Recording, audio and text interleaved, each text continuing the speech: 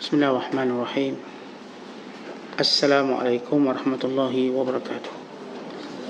Alhamdulillahilladzi hadana lihaza wa ma kunna linahtadiya laula an hadanallah. Ashhadu an la ilaha illallah wahdahu la syarikalah wa ashhadu anna Muhammadan abduhu wa rasuluh. Allahumma salli wa sallim wa barik ala sayyidina Muhammad wa ala alihi wa sahbihi ajma'in wa ba'du. Wa qala al-musannifu rahimahullahu ta'ala wa nafa'ana Allahu bihi wa bi'ulumihi fid darini amin. Telah berkata Imam al-Allamah Syekh Abdul Qadir Al-Jilani, semoga Allah Ta'ala merahmatinya dan kita mendapat manfaat serta barakah ilmunya. Wahai ulam, sibukkan diri berusaha dan cari manfaat buat diri sendiri dulu, kemudian baru berusaha buat orang lain. Jangan sampai menjadi seperti lilin yang membakar diri sendiri untuk menerangi orang lain. Jangan cuba masuk dalam suatu perkara dengan dirimu dan hawa nafsumu. Jika Allah Ta'ala mahukan engkau untuk suatu perkara, nescaya Dia akan menyiapkan dirimu untuk perkara itu. Jika Dia mahukan engkau untuk manfaat manusia, nescaya Dia akan kembalikan engkau kepada mereka serta diberikan kekuatan untuk menghadapi mereka dan menanggung kesulitan mereka. Dibukanya hatimu buat mereka serta dilapangkannya dadamu dengan diletakkan padanya anasir kebijaksanaan. Dia akan memerhatikan kebatinanmu dan menguasai rahsiamu. Maka ketika itu semua yang berlaku ialah daripada tindakan dan kemahuannya, bukan daripada tindakan dan kemahuanmu lagi. Tidakkah engkau pernah mendengar firman Allah Ta'ala, Ya Dawud inna ja'alnaka khalifah. Wahai Dawud, sesungguhnya kami menjadikan engkau sebagai khalifah, pengganti di muka bumi. Cuba renungkan perkataannya ini. Sesungguhnya kami menjadikan engkau khalifah, yakni pengganti. Dia, yakni Allah, tiada mengatakan engkau yang menjadikan dirimu. Kaum sufi itu sebenarnya tiada punya kemahuan atau pilihan lagi buat dirinya. Malah mereka sentiasa hanya berada di bawah perintah Allah Ta'ala, perbuatannya, pentadbirannya dan kehendaknya. Wahai orang yang menyeleweng dari jalan yang lurus, jangan cuba hendak membuat hujah apa-apa, kerana engkau tidak punya hujah lagi. Semua kuasa ada di tanganmu. Yang halal dan haram pun sudah jelas. Alangkah buruk sikapmu terhadap Allah Ta'ala. Takutmu sedikit. Kecuaianmu sangat banyak, seolah-olah engkau mengira Dia tiada melihatmu sama sekali. Dengar apa kata Nabi SAW. Takutlah pada Allah Ta'ala seolah-olah engkau sudah melihatnya. Dan jika engkau tiada melihatnya, ingatlah bahawa Dia melihatmu. Riwayat Muslim. Muslimin dan muslimat dan penonton yang dirahmati Allah sekalian, dalam hadis yang diriwayatkan oleh Imam At-Tabarani, Nabi SAW bersabda, Mathalul alim alladhi yu'allimun nas al-khaira wa yansa nafsahu kama salis siraj yudhi'u linnas wa yahriku nafsahu. Bandingan orang alim yang mengajar manusia tapi melupakan diri sendiri seumpama lilin yang membakar, yang menerangi untuk manusia tetapi membakar dirinya. Bila Syekh Abdul Qadir memulakan bicara nasihat beliau dengan membawa perumpamaan lilin, satu perumpamaan yang zahirnya nampak baik, hakikatnya merugikan. Kerana sifat lilin tadi, walaupun dia menerangi sekeliling, tapi dia telah membakar dirinya. Maka Nabi SAW melarang kita bersikap seperti lilin. Walaupun kita selalu guna perumpamaan ini, guru seperti lilin, kita gunakan perumpamaan orang yang tertentu seperti lilin, tapi Rasulullah SAW menyatakan lilin itu ialah telah merugikan dirinya. Dia menerangi orang lain tapi dia membinasakan dirinya. Kerana itu dalam Al-Quran ada banyak ayat bila Allah Ta'ala mencela orang-orang yang cuba memberi manfaat pada orang lain dalam keadaan dia sendiri tidak dapat mengambil manfaat. Dia sendiri tidak mengambil pengajaran dan dia sendiri tidak menjadikan ia sebagai suatu didikan. Allah Ta'ala berfirman, "Atamruna an-nasa bil birri wa tansawna anfusakum wa antum tatluna al-kitab afala ta'qilun." Apakah kamu menyuruh orang lain berbuat baik sedangkan kamu melupakan diri kamu, walhal kamu mengetahui membaca isi kitab, tidakkah kamu punya akal? Dalam ayat yang lain Allah Ta'ala sebut, "Mathalul ladzina hummilu at-taurata thumma lam yahmiluha kamathalil himar yahmilu asfara." Bandingan orang-orang yang meminta supaya diamalkan kitab Taurat, dalam keadaan dia tidak beramal dengannya, sama sebagaimana kaldai yang memikul kitab yang tidak memberi manfaat. Jadi poin utama yang nak disebut oleh Syekh Abdul Qadir, bagaimana kita nak membentuk diri kita dulu. Kita nak bentuk, kita nak sibukkan diri kita. Kita cuba untuk mengambil segala manfaat untuk diri kita sebelum kita beri pada orang lain. Bila ada seorang lelaki datang, dia kata, "Syekh, saya nak ajak manusia kepada Allah. Ana ad'un nas ilal haq." Saya nak ajak manusia kembali pada Allah. Lalu kata Syekh, kalau kamu mengajak manusia kembali pada Allah, itu benda yang bagus. Tetapi kalau kamu mengajak manusia kepada dirimu, maka itu tidak bagus. Lalu kata orang ni, "Syekh, macam mana saya mengajak pada diri saya?" Ya, ramai orang berkata saya nak ajak manusia kepada Allah, walhal dia nak ajak manusia pada dirinya. Dia nak manusia mengingati Allah, walhal dia nak manusia ingat dia. Kononnya mengajak manusia membesarkan Allah, walhal dia nak manusia besarkan dia. Kononnya dia nak ajak orang taat pada Allah, sebenarnya dia nak suruh orang taat padanya. Maka Syekh kata, kalau kamu mengajak manusia pada Allah, itu benda yang bagus. Tetapi kalau kamu mengajak kepada diri kamu, ini tidak bagus. Maka tanya anak murid, macam mana saya mengajak pada diri saya? Maka jawab Syekh, bila ada orang buat kerja seperti kamu membencinya, kamu cemburu padanya, berarti kamu mengajak pada dirimu. Sebab agama Allah dijalankan, dilakukan oleh semua orang, bukan kita seorang.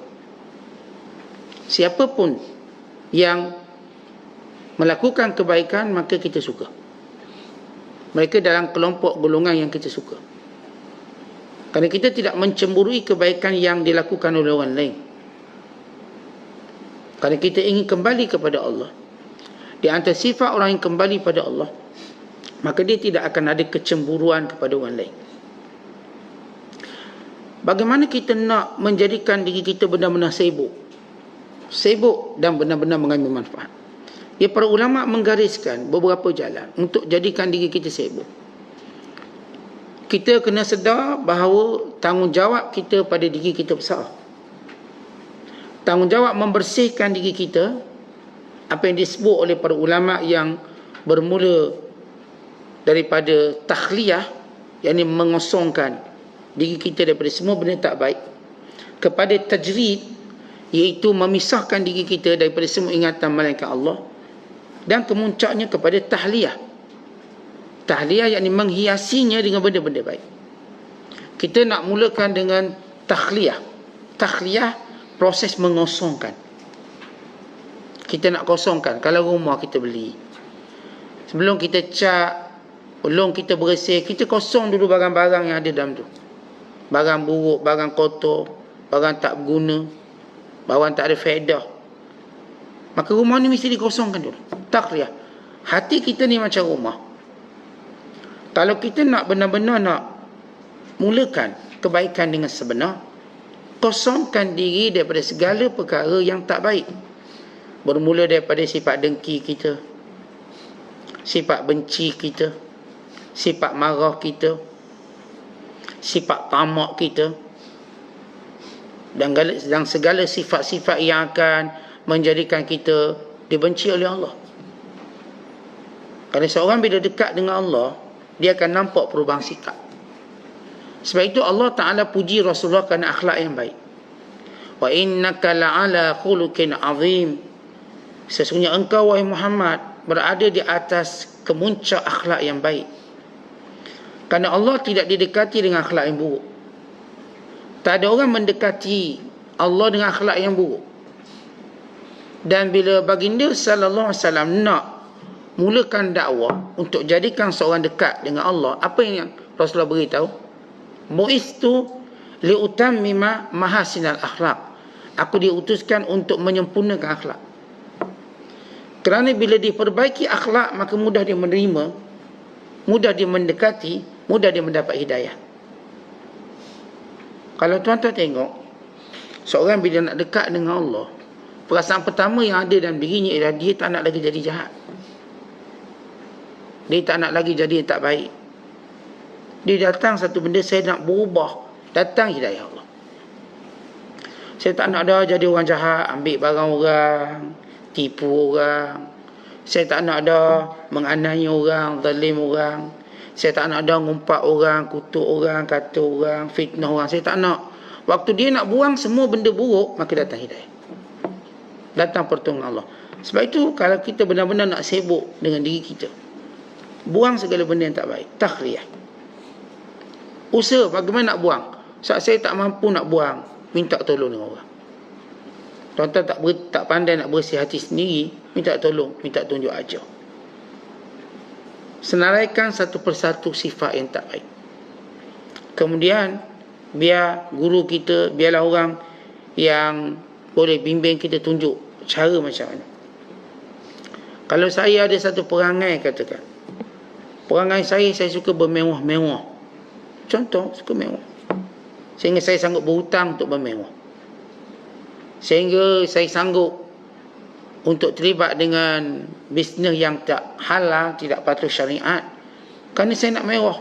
Tidak macam mana saya nak pergi luar negeri, macam mana saya nak ada hotel 5 star, macam mana saya nak naik kereta itu, macam mana saya nak itu dan nak ini. Ia menjadi perlombaan manusia untuk menikmati dunia. Ya, kalau mereka yang mengambil cara halal, ini kita tak petikai. Kita sebut tentang sampai ada kecenderungan melakukan perkara yang dilarang. Dia asal dapat duit, dia melabur lah. Dia tak kira halal haram. Asal dapat peluang untuk dia menikmati kemewahan, dia sanggup hatta gadai badan. Bila satu paparan dalam Didak Akhbar menceritakan sebahagian wanita di IPT, sebahagian, saya tak kata semua lah, sebahagian, dia kan nak maintain gaya hidup mewah, mereka sanggup menjadi wanita murahan. Saya bercakap dengan seorang hamba Allah, wanita, dia pun cerita, Ustaz, saya masa belajar kat universiti sekian-sekian, kita kan ramai perempuan duduk serumah, memang tiap-tiap malam dia lelaki datang ambil. Kenapa? Mereka nak jaga kemewahan, baik tangan, makan, sekian-sekian perkara. Maka golongan-golongan yang macam ni, dia nak segala benda ni, tiba-tiba dia nak taubat. Macam mana nak dia nak rawat diri dia? Orang yang sukakan kemewahan ni, ya, kalau kita tengok ada orang, bila dia suka kemewahan, dia macam pelik sikit. Cara dia hidup berbeza. Dia tak kira apa, asalkan dia dapat. Dia nak, dia rasa puas hati kalau pakai baju jenama, jam berjenama. Biarlah orang tak tahu pun, dia rasa puas hati, seronok dia, teramat sangat. Dia rasa terhina kalau pakai benda murah. Kalau pakai bandar-bandar, rasa terhina, tak nak keluar rumah dia. Padahal tak ada orang tahu dia bandar ke original, tapi dia tak nak keluar. Ya, dia perangai orang macam itu. Baik, kalau manusia macam tu, macam mana nak awat? Maka dia jumpa seorang, ajar, macam mana saya nak rawat? Saya terlalu cinta dan terlalu nak mewah dunia. Maka rawatan pertama, ingat mati. Ingat, semua kita akan mati. Bawa dia ke kubur, bawa dia tengok orang sakit yang menunggu masa nak mati. Itu rawatan yang tuntas, yang kuat. Siapa pun bila dia rasa nak mewah, cuba ingat mati. Cuba kita pergi tengok orang-orang yang nak mati tu. Ni bawa ke Yaman ke, tempat krisis kemanusiaan paling teruk di dunia sekarang, kerana perang. bawa kat Syria ke, bawa kat Palestin. Kalau tak bawa tunjuk gambar-gambar ni, biar dia rasa, ya Allah, rasa bersalah kita, rasa berdosa kita. Maka itu cara menghadirkan kesedaran. Kalau ada orang ni pula, Ustaz, saya ni jenis dengki pula. Oh, dengki saya tak boleh. Kalau ada orang lebih pada saya sikit, tak boleh. Duduk perhati je. Kalau kereta orang tu lebih kilap pada dia, tak boleh. Dia tak boleh kalau dikilap kereta dia, tak apa, dia kotorkan kereta orang tu. Kalau tengok kereta dia tak berapa kilap, kereta orang lain kilap, dia tak puas hati, tak apa, dia pun pergi basuh kereta. Okey, positif. Dia tak, dia jadi nak marah orang tu. Dia tengok orang ni anak dia cerdik, anak dia tak apa cerdik, oh nak marah. Kita nak bertegur. Anak-anak dia semua masuk asrama penuh. Anak-anak kita semua sekolah pun tak penuh, tak pergi sekolah. Jadi kita pun datang rasa macam mana nak rawat, tak erti nak rawat untuk menerima atau redha dengan apa yang Allah beri. So kita pun tunjuk, kita pun ajar dia macam mana nak redha dan supaya kita tak dengki. Pertama, melihat yang beri ni semua Allah. Yang kedua, Allah Ta'ala beri sesuai dengan cara kita. Allah beri sesuai dengan cara kita. Dan Allah Ta'ala beri mengikut keperluan kita sendiri. Bukan kerana nafsu kita, keperluan kita. Lalu kita melihat hikmah. Kenapa anak kita tak cemerlang berbanding orang lain? Hikmah dia. Barangkali supaya kita masa banyak bersama dengan anak. Orang lain mungkin tak bersama dengan anak dia. Dua asrama penuh tak balik-balik. Kita alhamdulillah ada bersama dengan anak. Barangkali Allah nak suruh kita baiki anak kita dari sudut itu, sudut ini. Yang perlu kita muhasabah untuk kita nampak jalannya. Bagaimana nak redha pada Allah. Dan sejauh kita beritahu, nilai seseorang bukan dengan permulaan dia, tapi bagaimana kesudahan dia. Ya, ada orang bagus Allah Ta'ala jadikan dia mudah bab belajar. Tapi ada orang pula Allah bagi dia mudah bab kerja. Ada orang bab belajar senang naik. Ada orang bila kerja senang dia naik. Ada orang pula mungkin Allah beri kelebihan-kelebihan lain. Maka setiap orang ada kesudahan yang baik. Setiap orang akan ada kesudahan yang baik dia. Dan kita yakin anak-anak kita pun akan ada kesudahan yang baik. Walau dia tak dapat peluang yang kita tengok orang lain dapat, insya-Allah ada peluang-peluang yang lain Allah nak beri pada anak-anak kita. Maka dengan itu kita dah tahu. Dan ini proses takhliyah dengan memberi beberapa contoh macam mana kita nak selesai. Ini cara kita nak sibukkan diri kita. Yang kedua ialah proses tajrid. Tajrid, macam mana kita tak nak bergantung pada orang, kita nak bergantung pada Allah. Tajrid ialah satu proses kita namakan sebagai quarantine, isolasi. Kita nak memisahkan diri kita pada orang. Tetapi kalau kita nak selamat, maka kita kena pisahkan diri kita daripada orang. Kita akan dapat banyak afiat. Kalau hari ni kita cerita COVID, lagi kurang kita jumpa orang, lagi rendah risiko kita kena COVID. Automatik semua orang faham. Tetapi kita COVID ni taklah bimbang sangat. Taklah teruk sangat kita bimbang. Kalau kita mati pun syahid. Tapi bukanlah maksud kita ambil mudah, tak bimbang. Taklah takut sampai tak nak jumpa orang, tak nak ke masjid. Takut kita secara ikhtiar je, ikhtiar. Bersama kita taklah takut sangat. Kita pun yakin kalau mati syahid. Dan memang kita nak syahid. Tapi yang lebih kita takut pada itu ialah berjangkit perangai buruk orang pada kita. Ramai orang peduli, takut berjangkit penyakit. Dia ustaz, adik ustaz nanti berjangkit kat kita. Dia pun baca hadis, firru minal mazum kafirikum minal asad. Bukankah Rasulullah beritahu, larilah daripada orang berpenyakit kusta sebagaimana kamu lari dari singa. Oh betul tu dia bagi dalil, kita pun tak nafi. Tapi ada yang patut kamu lebih lari daripada itu. Sehingga kamu kena menjadi orang yang berhijrah. Wal muhajir man hajara man hallahu anhu. Orang yang berhijrah sebenar, yang lari sebenar, yang meninggalkan apa yang Allah larang. Saya katakan kalau kita tengok orang tu ada batuk depan kita, kita lari cepat. Lagi kenapa? Jangan Ustaz, batuk tu Ustaz. Kita tengok orang bersin, tak ada nak sebut ya rahmatullah, takut COVID bunyi dia. Kawan ni bersin dah sebut alhamdulillah, kita tengok dia COVID ke? COVID. Patutnya ya rahmatullah, dah takut sangat. Bersin lari. Tetapi kita kalau tengok dia mengumpat tak lari, sedap ni ayat ni. Padahal yang ngumpat tu kena lagi jauh. Ini lagi bahaya penyakitnya. Kita tengok orang fitnah, Tak lari pula kita. Tolong viral pula. Kita tengok orang cakap bohong, tak ada pula kita nak tegur. Rapat macam seronok je cakap bohong. Ini jangkitan perangai buruk tak pernah kita bimbang, tapi jangkitan penyakit kita bimbang luar biasa. Walhal jangkitan penyakit tak semestinya mungkin kalau 10 orang mungkinlah 2-3 orang je jangkit. Taklah sepenuhnya orang berjangkit. Ya, kalau kita cerita berapa juta yang kena COVID, ada start 2 juta dah yang kena. Rakyat Malaysia berapa? 34 juta. 30 juta tak kena.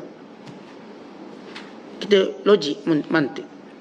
Berapa juta kena COVID? 100 juta. Rakyat dunia berapa? 6 bilion. Berapa bilion tak kena? Jumlah orang kena COVID semua sampai tak 1 bilion? Tak sampai. Even kalau sampai 1 bilion, 5 bilion tak kena. Kalau 1 bilion kena COVID, katakan, saya pun lupa nak tengok data terkini, katakan 1 bilion. Rakyat dunia ni 6 bilion hingga 8 bilion. Jadi lagi ramai tak kena. Tapi kalau perangai jahat, semua kena. Hampir kita tak boleh selamat diri daripada perangai jahat orang. Jangkit dengan kita. Yang ni TikTok dengan kita TikTok sekali. Habis.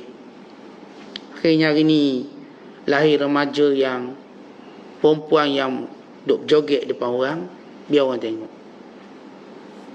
Dia nak gairahkan orang. Dia nak suruh orang puji dia lawa. Dia tak tahu kesan buruk dia. Dari generasi golongan-golongan yang tidak mengambil kira tentang jangkitan-jangkitan yang tidak baik ini, perangai-perangai buruk, akhirnya isyarat yang pelbagai yang berjangkit, budaya percakapan yang berjangkit, tidak beradab, tidak berakhlak dengan mak ayah, berjangkit semua, yang tidak pedulikan agama, tetap berjangkit penyakit ini. Maka sebab itu kita nak buat tajrid. Apa itu tajrid? Mengasingkan diri. Tuan-tuan, tajrid paling mudah untuk kita buat. Mana-mana kawan tak baik, no. Mana-mana friend Facebook yang tak baik, tajrid, putuskan. Mana-mana TikTok yang tak baik, putuskan. Tak payah dengar lah, tak payah tengok. Mana-mana YouTube yang tak baik, tajrid. Kita tak boleh buang belaka. Tapi yang tidak baik, kita nak putuskan. Rantaian-rantaian yang boleh membelenggu kita menjadi dosa dan mungkin menyeret kita ke neraka. Sebab itu dengan kita bertajrid, kita banyak selamat. Afiat kita selamat. Dan proses yang ketiga ialah proses dinamakan tahliyah, menghiaskan diri kita dengan benda baik.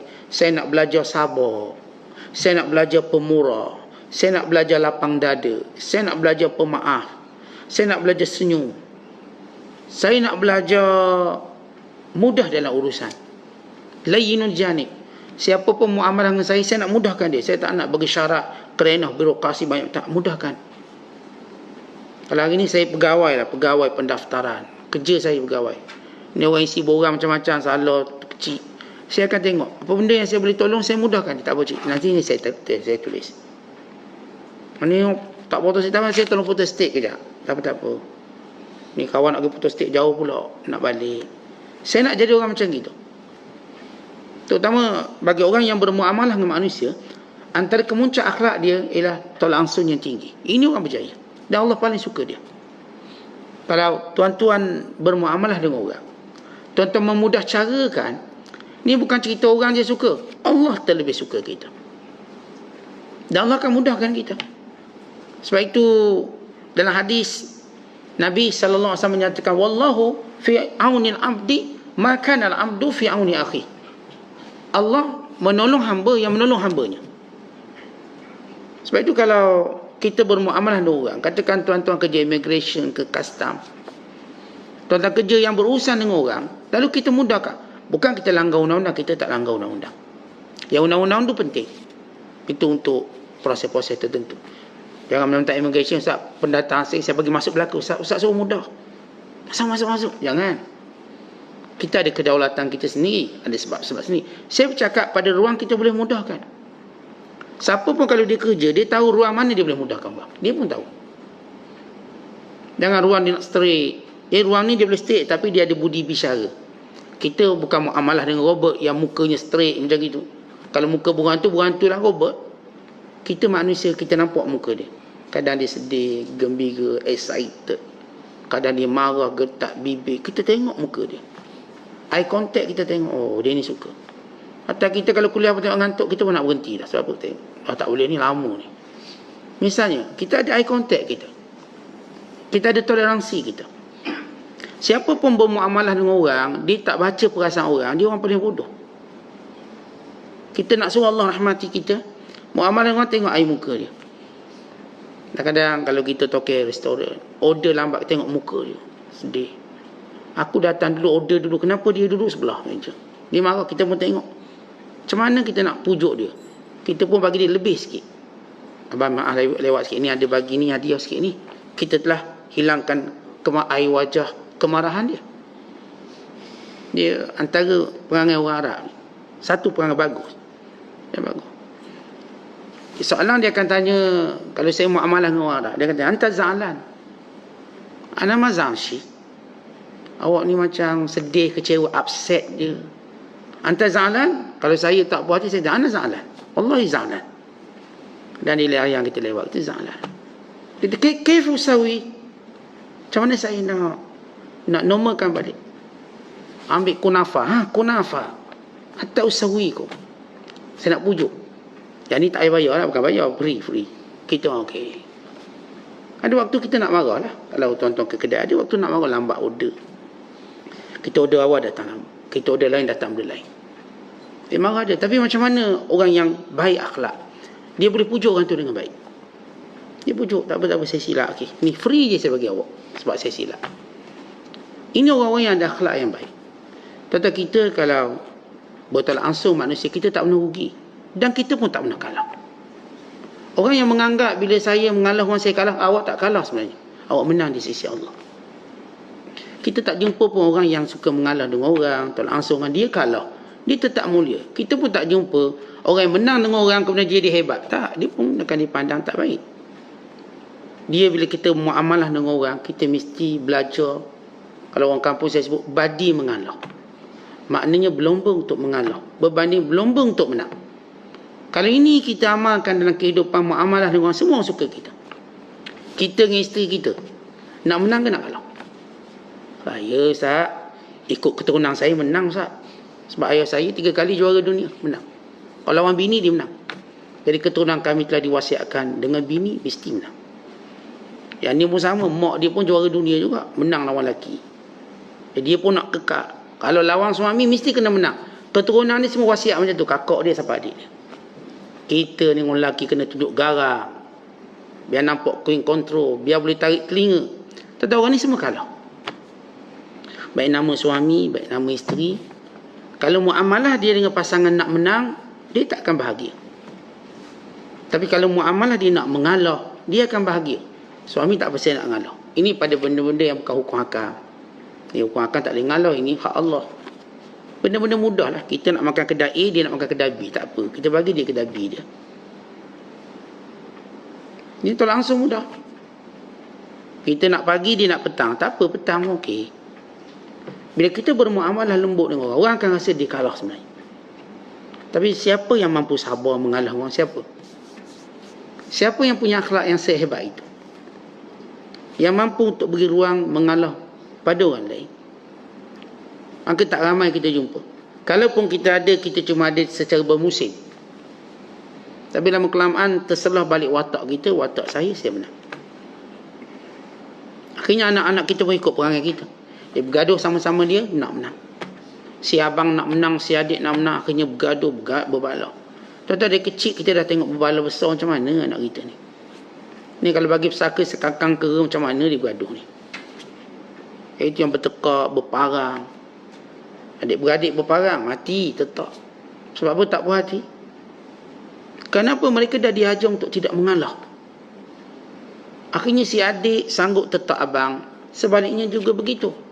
Akhirnya dua-dua tak dapat pusaka. Dua-dua tak dapat pusaka. Si adik ni duduk tanah pusaka. Tanah ayah. Dia tak nak keluar, dia kata ayah beri kat dia. Si abang kata mana boleh. Ini kan ayah dah mati, tanah pusaka. Dulu kamu duduk, masih hidup secara bersyarat. Bukan secara pemilikan. Dia bersyarat. Syarat ayah hidup. Maka si adik tak puas hati, takut hartanya diambil. Akhirnya tetap abang mati. Ini cerita betul. Mati. Kalau ditangkap, hukum mati. Dua-dua mati. Ceritanya kenapa? Kita ayah. Kita ibu. Kita tak tanamkan dalam hati anak-anak kita mengalah dengan adik-beradik. Belajar mengalah. Abang belajar mengalah. Bukan sebab dia abang. Sebab kamu nak jadi lebih baik. Adik mengalah. Bukan sebab kamu adik. Jangan sampai anak kita kata, mentang-mentang kita adik, kena ngalah je dengan abang. Atau mentang-mentang kita abang, ngalah je dengan adik. Bukan. Kerana kamu orang baik. Kerana kamu nak jadi orang baik. Bukan sebab kamu jadi abang, kamu adik. Oh, mentang-mentang kita ni tak sekolah tinggi, kena mengalah dengan orang sekolah tinggi. Ni si anak tak puas hati ni. Kita ajar mengalah. Kita kadang-kadang berilah ke abang, berilah ke adik, berilah ke angah. Oh, mentang-mentang angah tu dapat nombor 1, periksa kena bagi dia. Si anak ni, dia wujudkan kebencian itu. Kata bukan sebab dia nombor 1. Sebab akhlak abang lebih baik. Adik kata kalau gitu mak, saya pun nak akhlak baik, saya bagi ke abang lah. Dua-dua akhlak baik. Kerana mereka bersaing pada benda yang manis. Pada benda yang semua orang boleh buat. Nak bersaing nombor 1, tak semua orang dapat. Nak bersaing untuk dunia, tak semua orang dapat. Kerana dunia itu limited, terhad. Akhirat itu luas, semua orang boleh. Sebab tu kata Nabi SAW, kullu ummati yadkhuluna al-jannah. Semua umat aku boleh masuk syurga. Semua. Bukan limited. Syurga bukan limited. Syurga tu unlimited. Muasa'. Siapa pun boleh masuk. Maka ini menunjukkan bagaimana kita nak ajar kepada anak-anak kita. Mulia tak langsung. Jadi ini proses kita namakan bagaimana nak sibukkan diri kita. Buat 3 proses ini. Yang kita namakan takhliyah. Kita namakan tajrid. Kita namakan tahliyah. Atau bahasa Melayunya, pengosongan daripada sifat yang buruk. Memutuskan hubungan yang tidak baik. Dan menghiasi diri dengan perkara yang mulia, yang baik. Maka kita mula sibuk dah. Dah sibuk dah ni. 3 proses ni sibuk. Kemudian bagaimana kita nak cari manfaat. Tentang macam mana kita nak cari manfaat. Manfaat itu kita akan nampak bila kita ada ilmu. Setiap kali kita belajar dan tambah ilmu, kita akan nampak banyak manfaat untuk kita. Oh, rupanya kalau buat macam ni, pahalanya macam gini. Buat macam ni, dapat kelebihan macam ni. Buat macam ni, maka kita mula mengambil manfaat untuk diri kita. Orang jahil dia tak boleh mengambil manfaat. Sebagaimana dia tak boleh beri manfaat. Tapi kalau kita belajar, kalau kita tambah ilmu, sehingga Allah perintah Nabi-Nya sallallahu alaihi wasallam, wa qur rabbi zidni ilma. Wahai Muhammad, katakan Tuhanku, tambahkan ku ilmu. Siapa pun tuan-tuan tengok bila dia ada ilmu, dia macam banyak benda dia nak buat. Baik orang bisnes, ilmu dia bertambah, buat benda ni, buat benda ni, buat benda ni.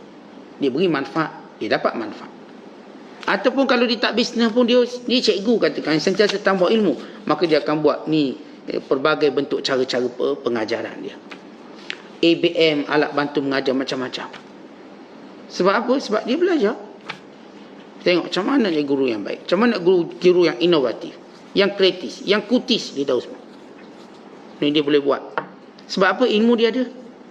Itu yang jadi pakar, kerana ilmu dia ada. Kalau dia doktor misalnya, maka dia terus belajar, maka dia pun lagi hebat buat. Dia dapat manfaat banyak. Dia mungkin dapat jimatkan masa dia. Dia mungkin dapat jimatkan masa orang lain. Dia dapat cepatkan kesembuhan orang lain. Sebab apa? Sebab dia belajar. Orang Islam, dia tak pernah berhenti belajar. Kerana itu kata-kata syiar kita orang Islam, utlubul ilma minal mahdi ilal lahdi. Tuntutlah ilmu daripada buayan sehingga liang lahat. Tuan-tuan, hebatnya orang Islam, walaupun kita dah habis universiti, maka kita sambung balik belajar kat masjid, kat surau, kat pondok. Maka ini terus ada ilmu. Kalau kita ikut sistem pembelajaran sekular, dah habis dah, sebab saya dah habis universiti, Ustaz. Saya dah graduate. Ataupun saya dah ni postgraduate. Saya dah master, saya dah PhD. Kalau ikut macam berhenti, dah habis. Sekarang saya pun dah bergelar profesor. Saya dah buat banyak paper, dapat Prof Madya, dapat Prof. Okey, saya dah hebat. Tak, dalam Islam Allah jadikan masjid rumah Allah. tempat kamu datang balik, di sana kamu dapat belajar balik. Atau kamu datang untuk mengajar. Dan kita memang prof dalam bidang ilmu agama, okey, datang balik. Sebab tu kita tengok, bila orang tu dia nak baik, tak kira dia kerja apa, tak kira latar belakang dia apa, dia akan datang ke masjid untuk belajar. Surau. Tak ada dahulu. Nak cari ulama hebat, ulama yang ada di masjid. Dulu, kita cerita dulu. Nak cari ulama yang betul-betul straight orangnya, maka mereka ni yang berada di masjid, di rumah Allah. Mereka benar-benar menjaga rumah Allah. Lahir daripada rumah Allah itu, kita katakan intelektual yang ramai. Kalau kita baca sejarah Universiti Azhar, dia daripada Jami' Al-Azhar, Masjid Al-Azhar. Dan memang pengajaran itu berlangsung dalam masjid sehingga keluar orang alim. Hatta Imam Syafi'i dia mengajar di masjid. Imam Abu Hanifah juga mengajar di masjid. Semua. Lalu kita berada pada satu zaman, orang hebat ini mula kurang di masjid. Mereka berada di suatu tempat yang lain. Walaupun Allah tetap jaga masjid untuk dihantar oleh untuk meletakkan orang-orang yang boleh mendidik manusia, supaya kelangsungan menuntut ilmu tidak pernah berhenti dalam jiwa orang Islam. Tak pernah. Hatta kita sampai liang lahat, liang kubur ada talqin. Satu ilmu yang kita diajar. Bukan sekadar kepada si mati, bukan pada si hidup. Lebih aula. Tu bila kita dengar talqin, walaupun ayat dia duk berbicara dengan orang mati, wahai fulan bin fulan, kau datang kepada kamu malaikat, namanya Munkar dan Nakir, maka janganlah kamu takut. Kan dia adalah makhluk Allah sebagaimana kamu makhluk Allah. Kita dengar macam dia cakap dengan si mati sebut nama, tapi kita dengar juga dia bercakap dengan kita sebenarnya. Bahawa kita nanti akan mati, dalam tu ada malaikat namanya Munkar dan Nakir. Kenapa dinamakan Munkar dan Nakir? Pertama kata ulama, kerana soalannya susah sangat. Cara ditanya tu menyusahkan. Soalan dia susah. Sebab tu dia sebut Nakir. Nakir ni sesuatu yang kita engkar. Munkar satu benda yang kita cuba cegah dia. Kalau tuan-tuan sebut munkar ini munkar ni, ada benda yang tak disukai. Soalan tadi ditanya dengan cara susah. Ya, soalannya 3 je. Tanya tentang ma rabbuka wa ma dinuka, siapa Tuhanmu, apa agamamu. Kemudian soalan yang ketiga, siapa lelaki yang diutuskan padamu ini? Maka dia bawa gambaran Nabi sallallahu alaihi wasallam. Setengah ulama kata Rasulullah dibawa ke setiap ahli kubur. Setengah ulama kata gambaran Rasulullah sallallahu alaihi wasallam. Malaikat bukan tanya siapa, bawa gambaran Rasulullah. Ini orang ni kamu kenal dia? Orang beriman, kalau mereka tidak melihat Rasulullah dalam mimpi mereka. Kalau orang beriman akan melihat Rasulullah dalam kehidupan sebelum akhirat dengan 3 macam. Orang iman mereka melihat secara berdepan. Ini para sahabat. Atau melihat Rasulullah secara mimpi. Ini orang-orang baik yang Allah nak beri mimpi pada mereka. Atau mereka akan melihat Rasulullah dalam kubur. Bila waktu malaikat tanya, siapa lelaki? Maka dibawa gambaran Rasulullah SAW. Maka orang beriman kenal dia walau tak pernah jumpa. Walau tak pernah jumpa, mereka mengenalinya. Sebab yang aktif waktu itu ialah amal soleh. Lalu orang beriman dengan lidah fasih berkata, ini Muhammad sallallahu alaihi wasallam, ini nabiku. Manakala orang munafik atau wajak kata, tahu orang kata dia nabi tapi aku tak tahu. Atau dia menjawab, la nadri, saya tak tahu. Bila lelaki ini dibawa di hadapan Nabi sallallahu alaihi wasallam. Tuan-tuan, soalan ini datang dengan gambaran susah sebab muka malaikat bengih tadi. Jadi soalan tu jadi susah. Tuan-tuan, kita ambil mudahlah kalau soalan tanya 1+1 2, kan senang jawab kan? Senang. Kalau yang tanya tu seorang profesor, 1+1 berapa? Kita mula macam goyang. 2 ke 3 Takkanlah profesor nak soalan semudah itu. Kita mula takut. Kalau ditanya dengan muka garang sekali. Kita kadang-kadang orang garang tanya, awak duduk mana? Alamat rumah. Dah tersilap alamat dah. Kenapa? Rupa bentuk dia. Soalan ni bila ditanya jadi susah di mulut dia. Jadi susah.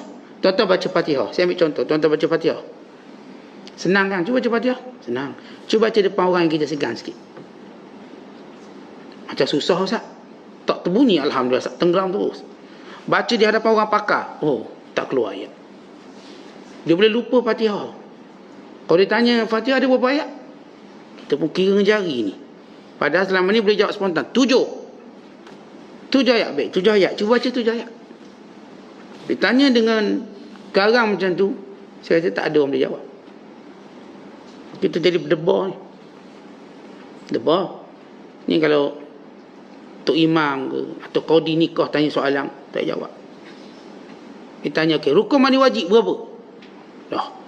Rukun mandi wajib. Ada rukun juga mandi wajib. Cuba niat mandi wajib. Terus usalli. Yelah, tengah berdebar macam tu, Tok Imam tanya soalan.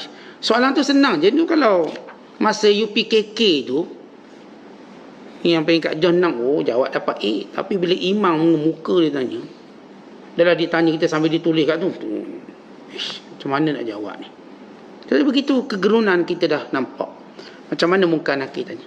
Soalan tu memang senang. Senang, ya, saya sebut senang. Tapi yang tanya tu menjadikan susah.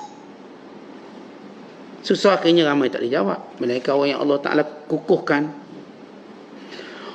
sabitkan, tabahkan hati dia. Yusabbitullahu alladhina amanu bil qawli tsabiti fil hayati dunya. Allah menegurkan jiwa hati orang beriman dengan kalimah yang kukuh. Jawapan yang tuntas, jawapan yang mudah. Baik, ini cara kita nak dapat manfaat. Belajar, banyakkan belajar. Jangan berhenti belajar macam mana pun keadaan kita. Tua ke, rasa dah pandai ke, belajar. Sebab di sebalik kita ni dah belajar, kita ada sifat nyanyuk, lupa, yang menjadikan kita terus belajar. Baik, kalau tuan-tuan tak ada nyanyuk, tak ada lupa. Saat saya dah tak belajar lah, saya dah tak ada nyanyuk-nyanyuk, saya ingat. Lihat kelebihan menuntut ilmu. Kita tuan-tuan kalau duduk dalam majlis ilmu, malaikat hampar sayap. Tak nakkah kita duduk bawah hamparan sayap? Hamparan sayap. Tidak maukah kita duduk tempat istimewa? Kita kalau tempat istimewa, duduk saja pun kita seronok, walaupun tak ada keperluan kita. Tapi tempat ni istimewa. Maka majlis ilmu, kalau Ustaz tu mengajar, saya dah tahu Ustaz. Habis kenapa tak mengajar? Cuma saya gugup sikit nak mengajar. Tapi yang dicakap tu saya tahu. Saya pun masih ingat lagi. Jadi apa tujuan saya belajar? Kerana kamu nak dapat kelebihan menuntut ilmu. Mereka memohon keampunan. Ya Allah, ampunkan fulan bin fulan. Kerana Allah akan menyebut nama kita di kalangan orang yang mengingati Allah. Lepas tu, kalau orang tahu, kita nak mati dalam menuntut ilmu. Ayub Sukhtiani, bila ditanya, awak nak mati macam mana Syekh? Saya, kalau tahu saya nak mati, saya ambil buku, saya pergi mengaji dengan Syekh saya. Sampai saya mati. Ini seorang tabi'in yang masyhur, Ayub Sukhtiani rahmatullahi alaih. Kalau tahu nak mati, dia nak ambil kitab, cari tok guru, duduk belajar. Walau dia dah tok guru. Dia tok guru besar, Ayub Sukhtiani rahmatullahi alaih. Kalau siapa pun tahu kelebihan ilmu, dia tak mau terlepas kelebihan ini. Tak mau. Kadang-kadang orang tak mau terlepas tengok gerhana matahari. Tak mau terlepas tengok komet Halley. Kononnya ini 76 tahun sekali. Orang kadang-kadang tak nak terlepas tengok fenomena bulan besar. Ni 26 tahun sekali Ustaz. Orang tak nak terlepas. Itu semua tak ada kelebihan. Hanya kita nak rasa macam kita bertuah sebab lihat suatu benda yang jarang berlaku. Tetapi yang berlaku setiap hari.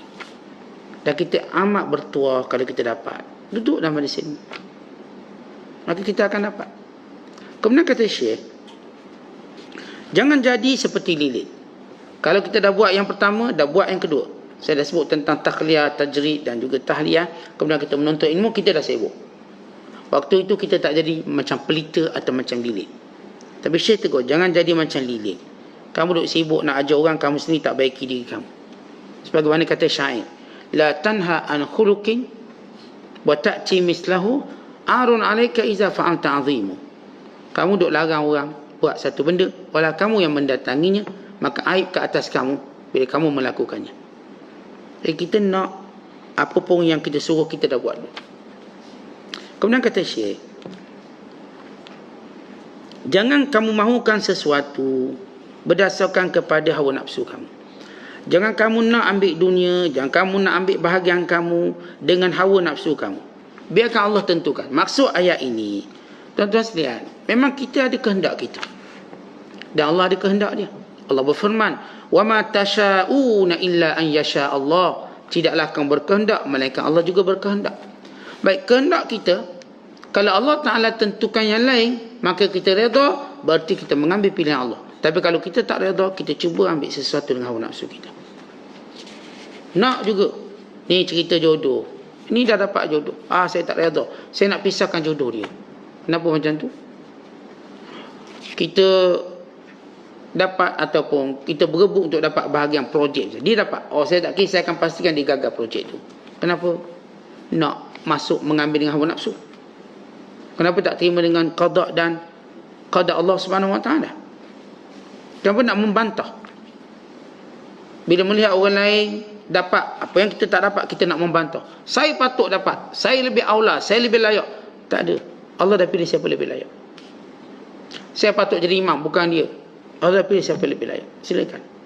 Bila salah seorang daripada murid Imam Syafi'i, dia mengaji lama, Imam Syafi'i ngaji, belajar, dia berharap satu hari nanti dia akan ganti Imam Syafi'i. Tapi Imam Syafi'i tak pilih dia. Tak pilih dia ganti. Akhirnya dia menjadi musuh kepada Imam Syafi'i dan juga mazhab Syafi'i. Dia berpindah mazhab Maliki. Lalu daripada platform Maliki dia mengkritik Syafi'i. Dan sebab itu bila orang tu niat tak baik, akhirnya orang akan tengok, Tuhan akan tunjuk adab dan akhlak yang buruk dengan guru dia. Padahal dia pernah belajar Ibnu Wahab ni apa nama Ibnu Wahab, dia belajar lama Imam Syafi'i, belajar lama. Daripada Imam Syafi'i sampai di Mesir, dia sambung sekian-sekian, duduk irtizam. Hanya kerana Imam Syafi'i tidak mahu dia ganti tempat, dia suruh Buaiti ganti, Imam Buaiti. Wahai Buaiti, kamu ganti aku. Maka datang tak puas hati, keluar mazhab. Keluar mazhab tak salah, tapi kerana perbuatan itu datang daripada kebencian, itu masalah. Dan daripada sana menghentam Syafi'i, menghentam semua orang yang belajar dengan beliau. Maka jadilah dia buruk adab. Sebab tu dikatakan bahawa ni orang kalau jenis tak beradab, salah dengan guru, maka dia seperti tak terampun. Masuk perangai dia payah nak jadi baik balik. Payah. Dia tu jadi kritikal. Bila dia menyalahi seorang gurunya, dia tu menjadi kritikal kepada semua orang. Kerana bersalah adab dia. Sebab tu bila kita beradab, maka kita dapat. Allah bila berikan sesuatu pada kita, kita terima. Allah bila mengambilnya daripada kita, kita terima. Kalau Allah beri benda yang kita nak pada orang lain, kita terima, maka ini namanya muntahal adab, ataupun kemuncak adab kita dengan Allah. Dan siapa yang beradab dengan Allah, maka Allah melayannya sebagai orang yang mulia. Dan siapa yang tak beradab dengan Allah, Allah akan layan dia seperti binatang. Bagaimana? Just makan minum, tu kerja kamu. Sebab itu tuan-tuan, bila kita beradab dengan Allah, apa yang Allah beri pada kita? Kesungguhan dalam ibadat, istiqamah dan taat. Tapi kalau tak beradab, apa Allah jadi pada orang ni? Sibuknya makan dan minum seperti binatang. Makan, minum, jalan, gurau, senda, itu dia bertukar menjadi kehidupan binatang. Bila Allah Ta'ala, seorang itu beradab dengan Allah dengan pelbagai cara, termasuk kita katakan menerima takdir Allah, maka Allah muliakan dia dengan ketaatan dan dengan istiqamah dalam ketaatan dia kepada Allah SWT. Kemudian kata Syekh, sampai masa Allah Ta'ala akan beri pada kamu mengikut apa yang Allah kehendaki, maka kamu kena sabar dan proses perjalanan masa dan takdir Allah. Dalam Quran Allah sebut, Ya Dawud, inna ja'annaka khalifah. Wahai Dawud, kami jadikan kamu khalifah. Apa maksud khalifah? Pengganti. Apa maksud pengganti? Dia buat apa yang telah diperintahkan. Dia tak akan buat benda baru. Dia buat apa yang telah diperintahkan. Kita ni, bila Allah sayang kita, Allah jadikan kita buat apa yang Allah perintahkan. Bukan apa yang kita inginkan atau nafsu kita inginkan. Maka kita khalifah Allah dengan buat apa pun yang Allah Ta'ala suruh. Apa pun. Daripada semayang, puasa, zakat, haji, ibadat namanya khususiyah, sehingga kepada ibadat umumiyah yang umum. Maka semuanya kita buat kerana Allah. Siapa pun buat sesuatu kerana Allah, maka datang pertolongan Allah, datang rahmat Allah, datang segala benda yang akan menyempurnakan kebaikan tadi. Tapi kalau kita buat bukan kerana Allah, kerana nafsu kita, Allah tak sempurnakan. Ini ada ulama di kalangan kita kerana Allah, dan beliau mati. Allah sempurnakan kitabnya melalui tangan-tangan lain pula. Akhirnya kitabnya sempurna.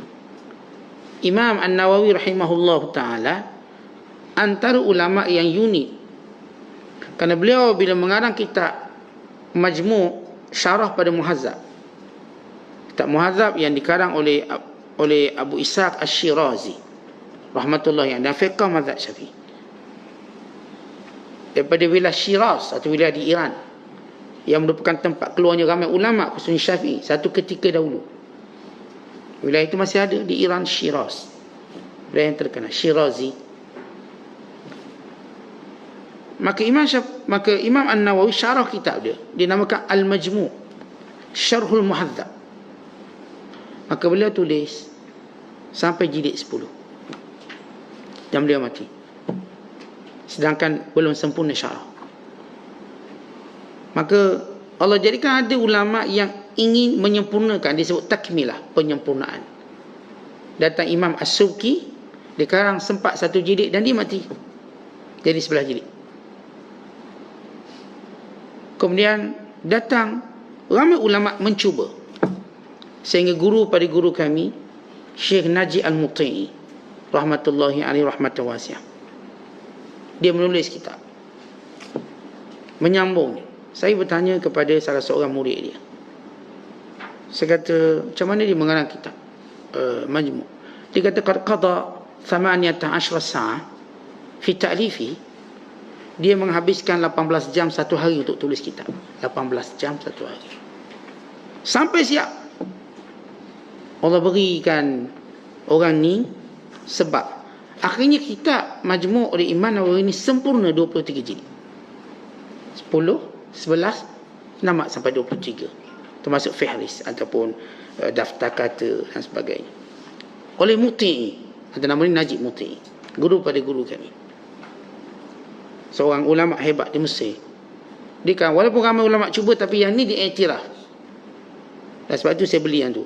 Ada yang ulama Syam yang tulis, tapi ini yang paling. Bila saya tanya anak murid kanan yang belajar Sahih Bukhari dengan sihat, kata aku belajar dengan dia sambil dia menulis kitab. Aku baca, ikra, baca sambil tulis kitab, dan dibetulkan apa yang aku baca. Dia tulis kitab sehari 18 jam.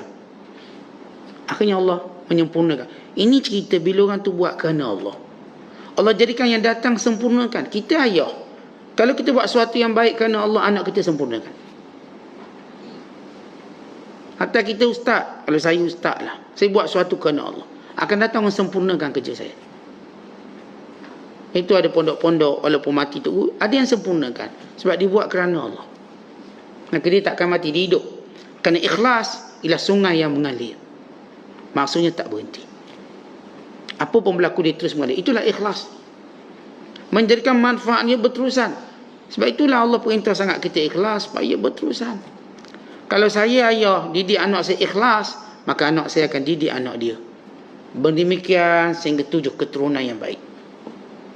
Saya mengajar anak saya baca Quran, maka anak saya akan ajar anak dia baca Quran, anak dia akan ajar anak dia baca Quran. Demikian generasi itu akan berlangsung sampai 7 keturunan yang baik.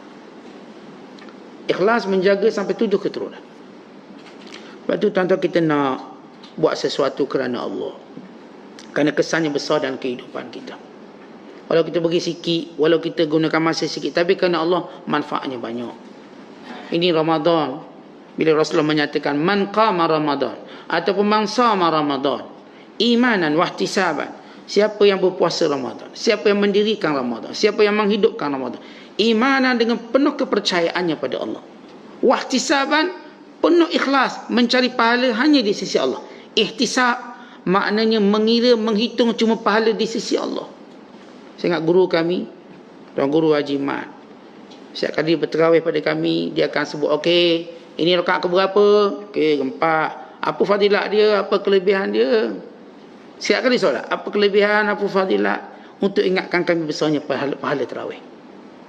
Supaya jangan ada orang bangun untuk lari meninggalkan terawih, sehingga kami sempurna. Tentang orang yang ihtisab, bila kita buat sesuatu dalam bulan Ramadan, terus menghitung pahala, maka itu tanda orang yang ikhlas pada Allah. Besar pahala saya tak nak lepas ni. Mengaji malam hari, qiyam malam hari, besar pahala. Buat itu, buat ini. Semua Ramadan Allah gandakan pahala. Maka saya tak akan tolak ansur dengan kelebihan ini. Saya nak ambil. Ini ihtisab, orang ikhlas. Kerana itu Ramadan, orang ni mengubah diri dia. Kemudian amarang Syekh, last sekali. Jangan seleweng daripada jalan yang lurus. Kita dah sebut tadi, ikut je perintah Allah. Jangan duduk seleweng. Kerana bila kita seleweng jalan yang lurus, apa pun hujah kita Tuhan tak terima. Corner lah ikut mana. Yang halal jelas, yang haram jelas. Tak payah nak corner, tak payah nak beri alasan. Dengar kata Nabi, takutlah Allah sebagaimana kamu melihat Allah. Kalau kamu tidak melihat Allah, Allah melihat kamu. Ini disebut dalam hadis ihsan, an ta'budallah ka'annaka tara. Illam takun tara fa innahu yara. Kamu sembah Allah macam kamu tengok Allah tengok kamu. Kalau kamu tak rasa begitu, kamu mesti mengetahui Allah tengok kamu. Tuan-tuan, setiap kali kita nak selewengkan agama Allah, yang haram kita nak jadikan halal. Ini rasuah ni kita nak tukar nama lain biar jadi halal. Apa nama dia? Semua orang ambil, Ustaz, saya seorang je tak ambil. Halal tu sebab semua orang ambil. Haram tu tak haram. Walau diubah, Ustaz, ni bukan rasuah, dipanggil commission, Ustaz. Commission tu bahasa Inggeris, Ustaz. Dia tak sebut rasuah, dia sebut commission. Ini disebut ni, Ustaz, sebab hasil penat saya kerja. Ada seorang hamba Allah, dia kerja kerani tanah. Tadi ada kerani satu syarikat. Kerani nampak macam kecil tapi besar. Sebab apa? Dia proses borang orang. Ni kalau kita cikgu, yang kerani bahagian penempatan tu, itu besar pangkat dia boleh tulis ni hantar ke sini, hantar ke sini. Pengarah tak tahu apa. Ni yang jaga ni, dia jaga dokumen. Bila seorang tu dia suka, ni dia pun bagi hadiah, lancung ke Hong Kong, gini-gini. Cuma awak selesaikan cepat sikit dokumen saya, itu je. Dia kata ni upah saya buat kerja malam, Ustaz. Kerja part time. Tak, itu dalam kerangka rasuah. Namalah dengan nama apa pun rasuah, seindah mana pun nama dia, secantik mana pun nama dia. Bungkuslah hak barang rasuah tadi dengan apa pun bungkusan, itu tak haram. Bungkus lawa ni, si ada tulis kha depan tu, qul a'udzu birabbil falaq. Tapi dalam tu rasuah, maka dia tetap tidak dinilai di sisi Allah SWT. Sebab tu kita, tuan-tuan, kalau buat benda salah, tak payah nak berhujah banyak lah. Tak payah nak berhujah banyak, ngaku je. Ini salah. Dia kalau orang buat salah dan kadang ngaku, jauh lebih baik daripada buat salah duduk seleweng nak menjustifikasikan, membetulkan benda salah. Tak payah betulkan benda salah, ngaku je salah. Itu jauh lebih mulia walaupun kita buat salah. Sebab betul saat ni memang rasuah, sebab tak cukup duit saya rasuah. Ya, kamu ni lebih mulia daripada orang cuba mengubah nama rasuah pada lain untuk halalkan. Tapi dua-dua ni salah kalau kita cerita mana lebih kurang, mana lebih baik. Jadi dalam hidup kita ni, tuan-tuan, kita tahu mana salah. Jadi yang salah ni tak payah beralasan kau nak baring lah. Tak payah nak beralasan itu ini. Walau alqa ma'adzirah, walau kamu letaklah alasan beribu, salah. Hidup kita ni straight je. Dah salah jangan buat. Boleh sebab gini, tak boleh. Hak orang jangan ambil. Ustaz kena ambil, Ustaz, sebab dia pun tak semayang. Itu hak dia, jangan ambil. Dia tak semayang, dia dengan Tuhan. Tapi Ustaz dia tak semayang pakai seluar pendek, kan kita boleh ambil? Tak boleh. Siapa kata boleh? Kan dia ni kafir, Ustaz. Tak, itu hak dia. Even kalau dia kafir pun, itu hak dia, kita tak usik. Kalau orang kafir boleh kita perang dia, Ustaz. Dia punya alasan boleh perang, mati pun mati syahid. Takkan harta dia tak ambil? Dia punya twist dia lain macam. Tak, itu hak orang. Kalau nak ambil dia, kita pergi tempat lain, tempat di mana medan perang berlaku. Boleh ambil. Ni dia tak perang kita, kita pun tak perang dia. Maka hak dia tetap hak dia. Maka kita takkan ambil hak orang lain. Jadi ini bagaimana kita membina hidup yang jelas. Anak-anak kita pun kita ajar, yang haram jangan ambil. Biarlah ditukar nama pun. Yang halal itu halal. Walaupun cuba burukkan nama halal, tak apa, ini halal. Orang namakan nama girlfriend tu halal, tapi kahwin nampak buruk. Itu negara kafir banyak bergirlfriend tapi tak nak kahwin. Dia cuma nak coupling, dia tidak mau kahwin. Kan kahwin membebankan, susah itu ini. Ni kalau bercinta tak ada beban. Tak ada beban pun. Lalu mereka memilih banyak bercinta daripada kahwin. Itu bercinta dah 5 tahun, anak pun dah 3. Tapi kahwin tengah fikir lagi ni, nak kahwin tak nak kahwin. Anak 3 dah ni. Belum beli cincin lagi. Ini cara kehidupan orang kafir. Mereka cuba menomakan kejahatan dan menganggap perkahwinan yang mulia itu sebagai membebankan, banyak penyakit, susah. Tetapi biarlah banyak susah pun orang kata, kahwin itu jauh lebih mulia daripada melakukan perkara yang dilarang oleh Allah Ta'ala. Wallahu a'lam bissawab. Assalamualaikum warahmatullahi wabarakatuh.